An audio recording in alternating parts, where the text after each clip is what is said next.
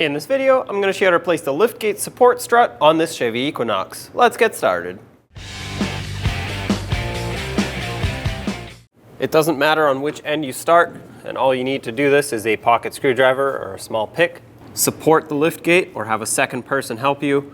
Pop this clip out, just like this, and while supporting the liftgate, push this out. I like to install my new one as I remove the old one, so just press it on. At the top, all you have to do is just pry out on this. It should pop out. Clean up the ball stud, line up the new one, press it on, and there you have it, that's replaced.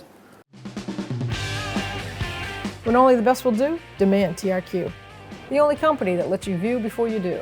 TRQ is committed to offering the highest quality aftermarket auto parts that are engineered for peace of mind. Thanks for using and viewing with TRQ.